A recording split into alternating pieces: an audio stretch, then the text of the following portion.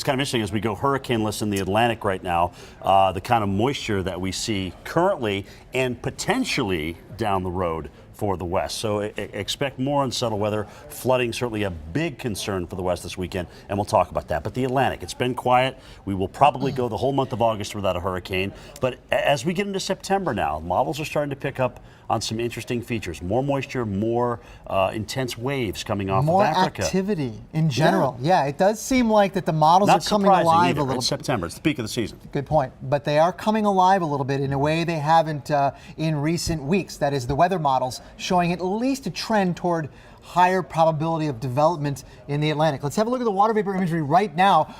What we see right now is what we've seen a lot of this year, and that's dry air over the tropical Atlantic. Just for reference, there's Africa. Here we're in the middle of the Atlantic Ocean. So we've seen this in place, and this dry air is aloft above 10,000 feet. That's dried out the complexes of thunderstorms that have tried to get organized. It's gotten a little more moist since August 1st, though. And it has, and I want to point out, I'll draw it here. Here's that sort of core of dry air, and it's backed off to the north a little bit in recent days, allowing this area to be a little bit more humid than it's been, and that would give the storms a better chance of survival. And so when we're looking at that region right now, we've got to look at the disturbances moving through, and right now we don't have much of anything. Not impressive at all. We have some weak disturbances that are moving westward across the tropical Atlantic from Africa, and these are capable of triggering development when the conditions are right, but they haven't been right yet. And these will they develop when they get in the Caribbean or Gulf Basin? These guys probably not. I don't know if they've got enough with them, but I think we're going to see some changes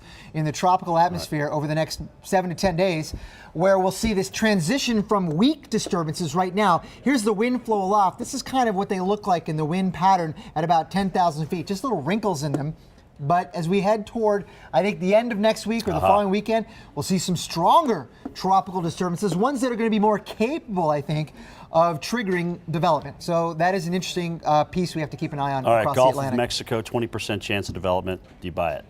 Yes, I buy 20% chance. Yeah, I think that's probably a good number right now. Looks somewhat suspicious. It has for the last 24 hours or so. We got some interesting turning of the clouds. What we can see actually is a little bit of a rotation in there aloft. It's a circulation aloft, and it's at mid-levels, generally above 10,000 feet, swirling around counterclockwise. But if you have a close look at the ocean surface, that circulation is not there. It's generally from east to west, so we don't see that twirl near the ocean surface, meaning it's not well put together now. Impacts. Now that we get this over into Louisiana, Texas, much drier landmass that is influencing, and that flow is coming into the circulation. Will we even get some beneficial rain out of this there? Not too far inland, I don't think. I think the beneficial rain is going to stick right around the coast, not far inland, I don't think. And that's just for what you were just mentioning. It's pretty dry, or some drier air is coming in from the north, so it's going to cut the northern edge of it off a little bit.